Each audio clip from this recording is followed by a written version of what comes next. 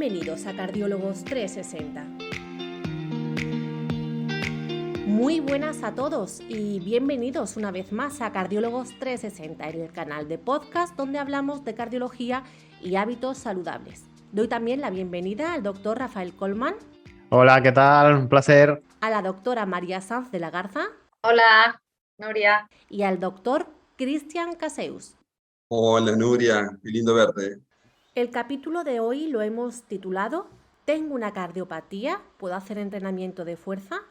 Y para quien no haya escuchado antes ninguno de nuestros capítulos, pensará que es una locura hablar de entrenamiento de fuerza para personas con cardiopatía, pero la verdad es bien distinta y me gustaría empezar con la doctora María Sanz de la Garza para que nos diga qué dicen las últimas investigaciones al respecto. Bueno, realmente era una locura para nosotros hace una serie de años también, ¿eh? Para los cardiópatas el entrenamiento de fuerza era como algo que alguien que tenía una patología cardíaca pues realmente no podía realizar, ¿no? Y ahora es todo lo contrario nos dicen las últimas investigaciones al respecto. Nosotros tenemos una asociación europea de prevención cardiovascular, que es un poco la que marca las guías en este sentido, y en las últimas guías son del año 2020, en la que el entrenamiento de fuerza prácticamente se dan unas pautas para todos y cada uno de los pacientes con cardiopatía. Se ha visto que el entrenamiento de fuerza es sinérgico, con sinérgico quiero decir que potencia los efectos del entrenamiento aeróbico, que mejora tanto la capacidad funcional del paciente como la autonomía del paciente, que es una cosa muy importante, sobre todo en pacientes añosos con los que muchas veces trabajamos, que además mejora la tasa metabólica, es decir, hace que consuman más y mejoren los factores de riesgo cardiovascular. Realmente el músculo, nosotros decimos en cardiología que el músculo es vida, esto lo podemos relacionar con los infartos, porque cada vez cuando pasa un infarto perdemos músculo cardíaco, pero en mi caso lo aplicaría a cualquier músculo periférico. El músculo es vida y vitalidad y es lo que va a marcar un poco tu calidad de vida. Y esto es lo que ha evidenciado en todas y cada una de las investigaciones, que no solo mejoran la capacidad funcional, sino que ha habido mejoras incluso en mortalidad. Hay un mayor control de los factores de riesgo cardiovascular y por eso se prescribe en prácticamente todo paciente cardiópata. Lógicamente, en unas dosis, como iremos avanzando en este capítulo, adecuadas para cada uno.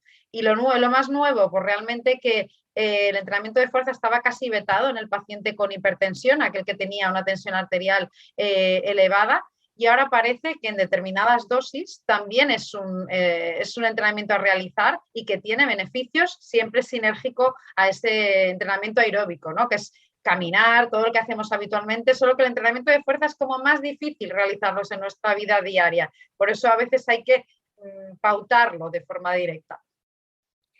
Efectivamente, entonces, estos últimos estudios no está reñido con que el paciente deje de realizar ese ejercicio aeróbico.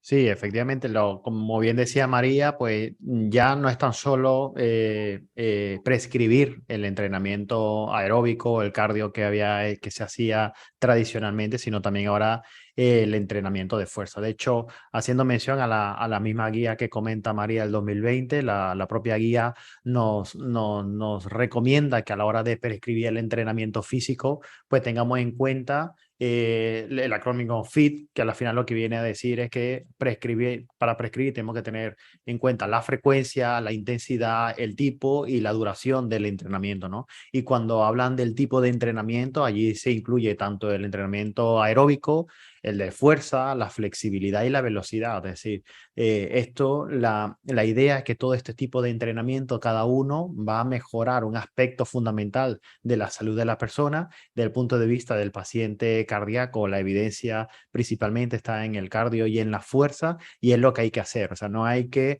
ahora elegir uno u otro, sino todo lo contrario, es sumar que estos entrenamientos se le puedan prescribir a los pacientes por igual, pero evidentemente hay que prescribirlo, ¿no? Hay que saber cómo prescribirlo teniendo en cuenta estas variables.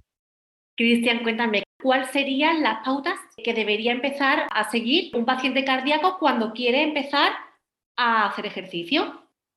Lo ideal sería comenzar en un plan de rehabilitación cardíaca, en la famosa fase 2, ¿sí?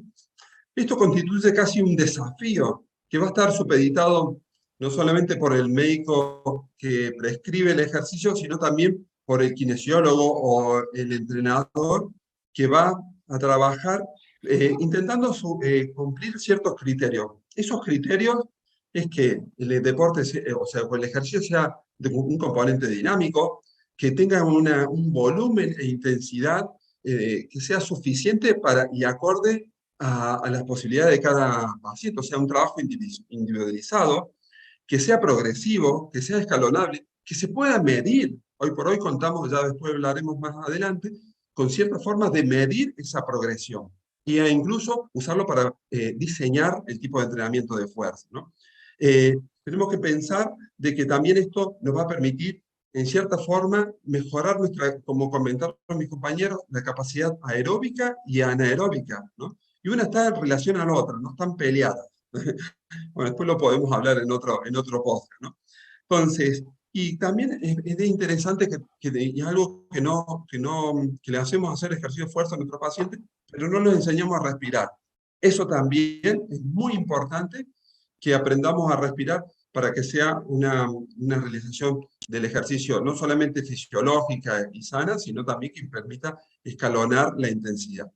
Y algo que hay que resaltar es que va a permitir en ciertos tipos de pacientes mejorar el equilibrio, la flexibilidad, y que el equilibrio es algo tan importante debido a que muchos de nuestros pacientes tienen caídas, incluso si mejoramos no solamente la parte del equilibrio, del balance, sino también de la fuerza, va a disminuir la osteoporosis y la osteopenia. Entonces esos huesos de estos pacientes van a estar más fuertes y estos pacientes van a tener menos riesgo de fractura.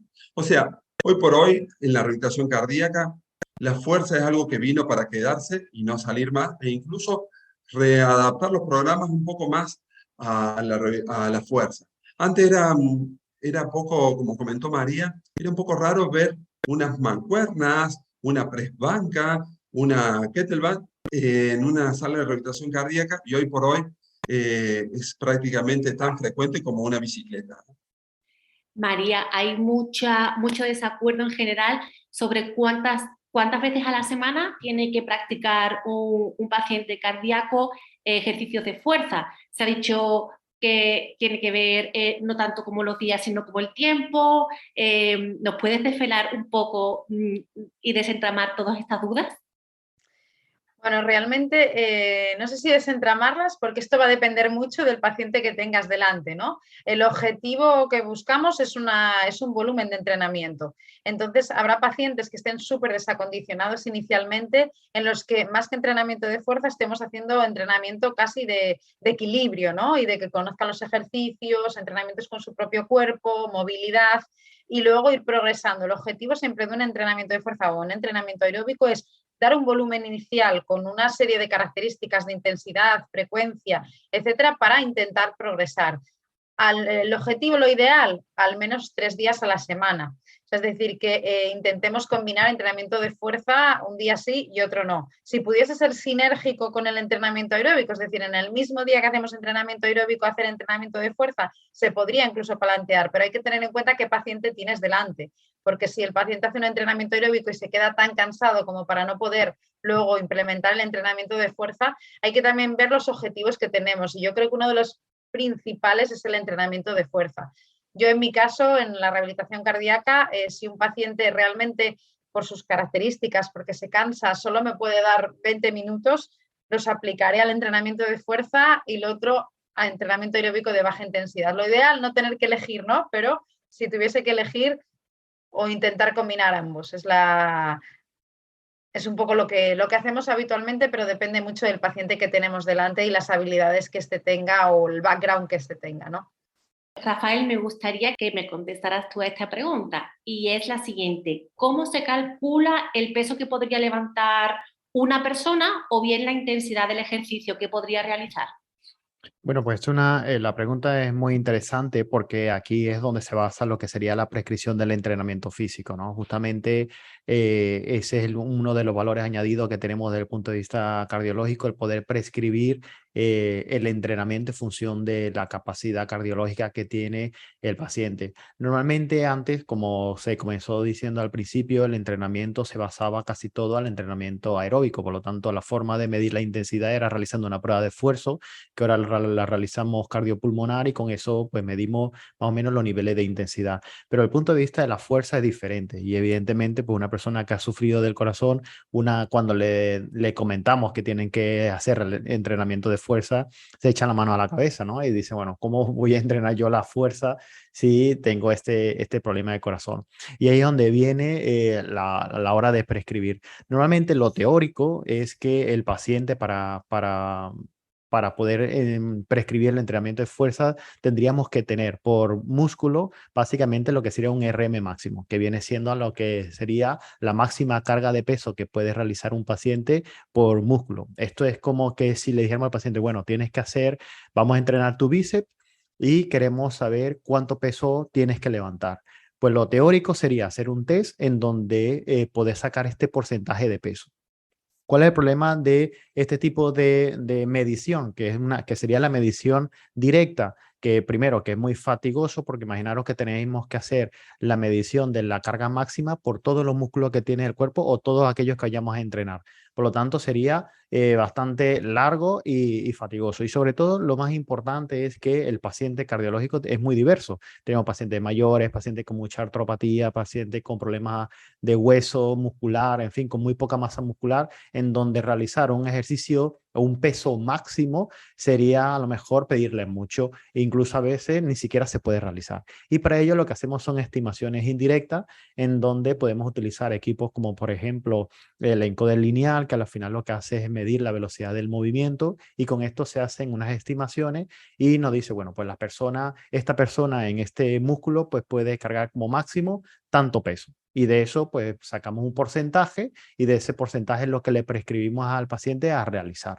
Esto es lo suyo. De hecho, lo importante de esto, y así como Cristian ya comentaba, es que tenemos que tener una progresión. Es decir, nosotros al entrar el paciente o a prescribir el entrenamiento, a lo mejor en un programa de rehabilitación cardíaca o ya cuando el paciente termina, hay que prescribirlo y hay que decirle, bueno, pues se realiza este tipo de mediciones, le dice cuánta carga es lo que puede hacer en diferentes tipos de movimiento y es lo que debe realizar.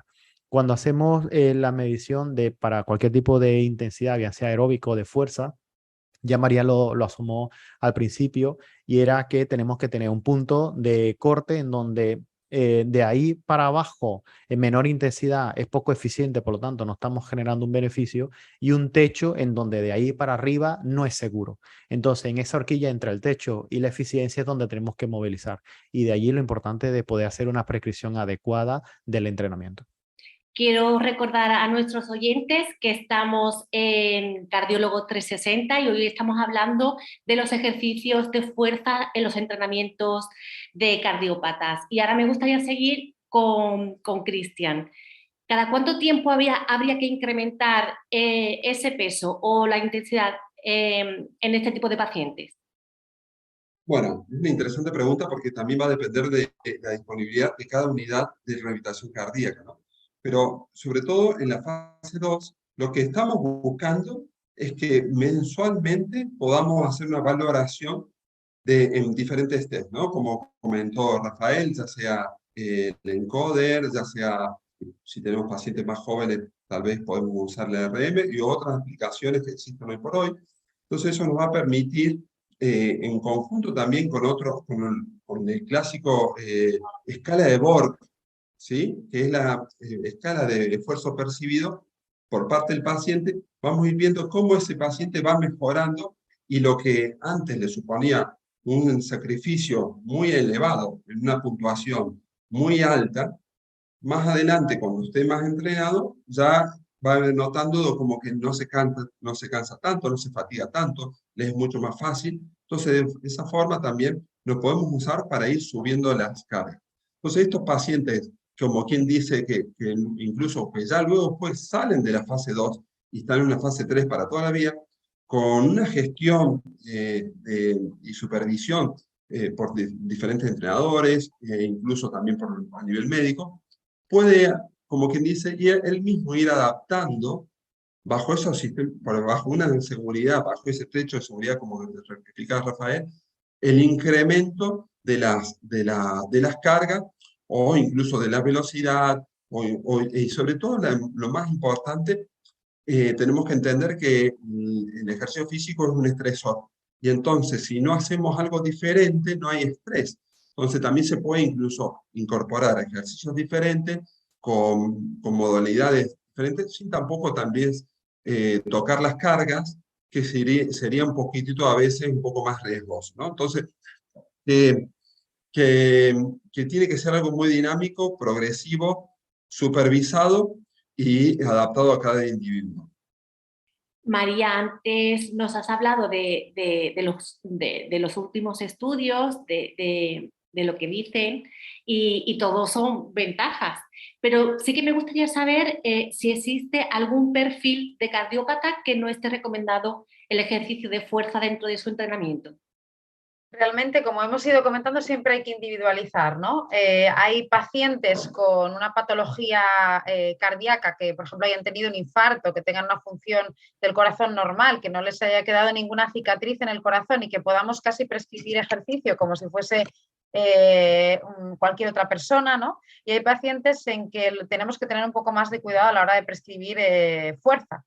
Especialmente porque durante los ejercicios de fuerza lo que aumentamos es la poscarga, es digamos la fuerza con contra la que trabaja el corazón y aumentamos la presión en el tórax, ¿no? Y esto hay algunas patologías que este aumento de presión intratorácica le afecta. Entonces hay que establecer la dosis de entrenamiento de fuerza en base a la patología que tengamos ahí. Para poner ejemplos, por ejemplo, una persona que tenga una patología de la aorta, que es la arteria principal que sale del corazón, cuando todavía esta patología no está tratada, imaginemos, ¿no?, que está pendiente, por ejemplo, de una cirugía de un aneurisma de la aorta, cuando se dilata esta aorta, pues en este tipo de pacientes, lógicamente, tenemos que restringir los entrenamientos de fuerza porque este aumento de presión intratorácica podría favorecer que se rompiese, ¿no?, ese aneurisma. Pero luego tenemos este paciente, imaginaros que este paciente entra en cirugía, tiene una indicación de cambiarle esta aorta y después de la cirugía sí que podrá hacer entrenamiento de fuerza, pero pautado. Entonces ahí entran las dosis que comentaba Rafael y cómo vamos a estimar qué porcentaje de su repetición máxima puede realizar. Realmente hay muchísimos pacientes en los cuales de base se restringiría cero entrenamiento de fuerza porque no les prescriben una dosis. Sí que es verdad que en este caso me gustaría hablar también un poco de lo que sería el CrossFit, la disciplina de CrossFit, que a veces se incluye dentro de los entrenamientos de fuerza y es un poco una disciplina que tenemos que tener cuidado cómo se realiza, hay que saber bien en qué condiciones se realiza y con qué objetivo, ¿no? Porque a veces el CrossFit es una disciplina en la que incluimos la fuerza, pero también hay un objetivo de hacer el mayor número de repeticiones, la mayor velocidad, el mayor peso. Hay pacientes que tienen una limitación, una restricción y por tanto el objetivo tiene que ser otro, tiene que ser su salud y no el máximo, sino basarnos en lo que nos ha dicho el doctor que puedo realizar, estoy 40% de la RPM e intentar progresar en el caso de que se pueda. Todo paciente, como comentábamos, hay pacientes en que le vamos a restringir la fuerza ahora, pero quizá después de la cirugía no.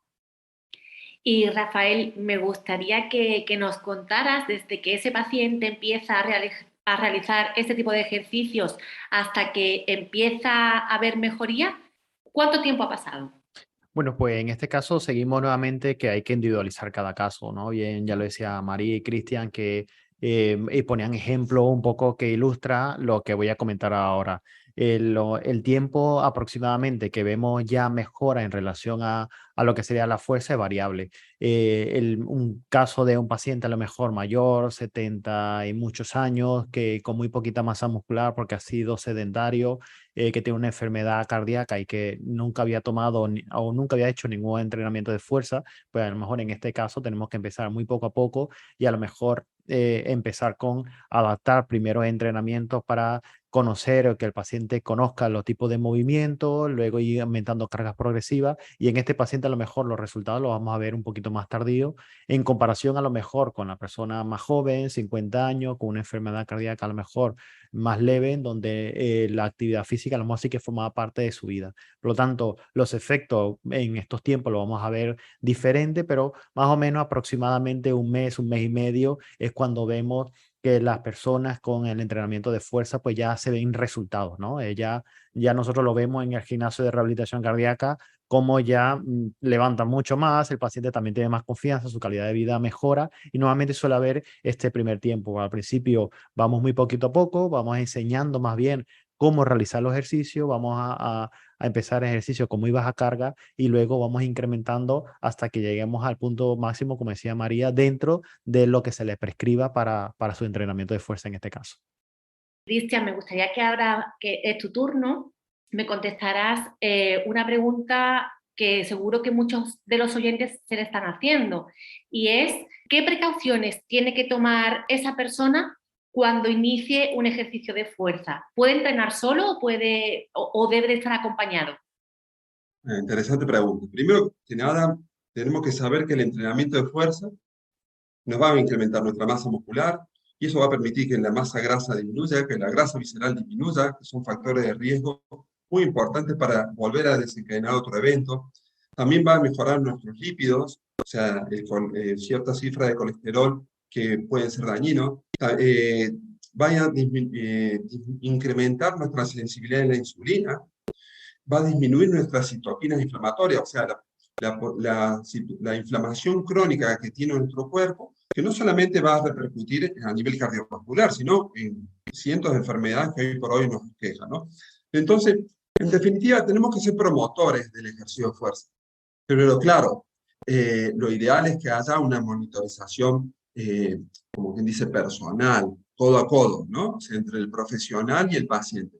Pero no siempre puede pasar eso. Y la pandemia nos ha traído mucho de esa experiencia de qué hacemos en estas circunstancias, ¿no? Hay un estudio español que así lo corrobora, que lógicamente ha seguido haciendo un trabajo de supervisión, pero con el paciente en su domicilio, y sí que se vio que se seguía manteniendo esos porcentajes de mejora que hemos comentado con respecto a nivel de lo que es toda la esfera cardiometabólica, ¿no?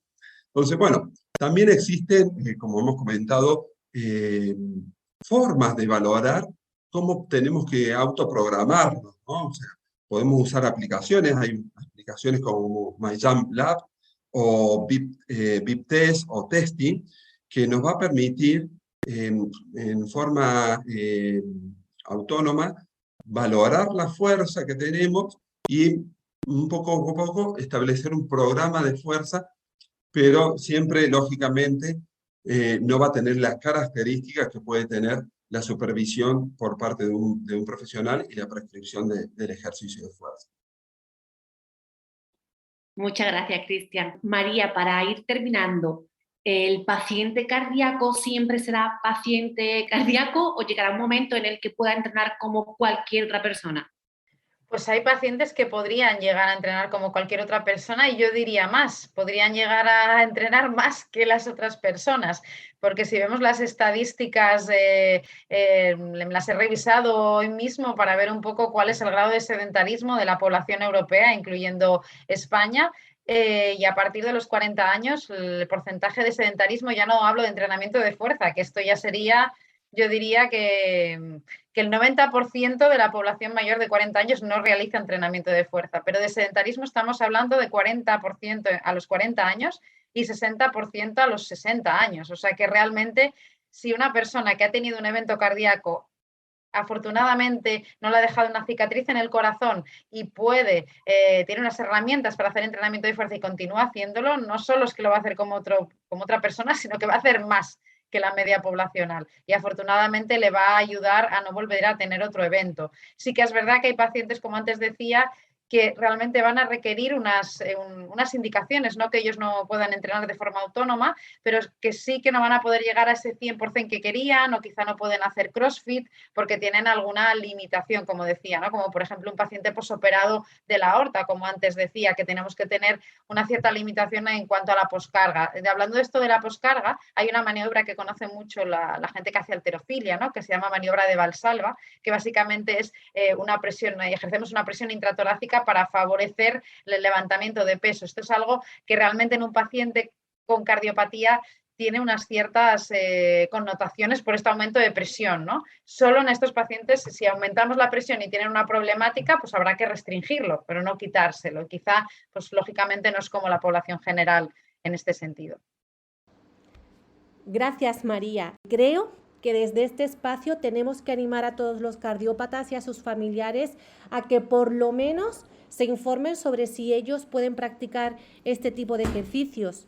Yo creo que queda claro todos los beneficios de tener un entrenamiento de fuerza, pero en cualquier caso, si tienen dudas, os animo a que contacten con los doctores que nos acompañan en cada capítulo. Sus redes sociales la pueden encontrar en la caja de información. Nosotros nos despedimos, pero os recordamos que nos vemos en 15 días en un nuevo episodio en el que hablaremos de los propósitos de Año Nuevo para mejorar tu salud cardiovascular. Un fuerte abrazo.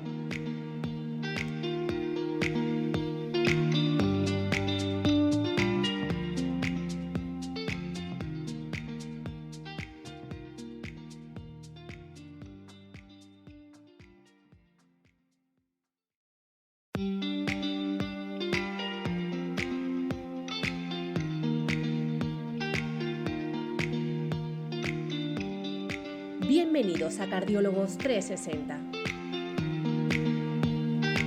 Muy buenas a todos y bienvenidos una vez más a Cardiólogos 360.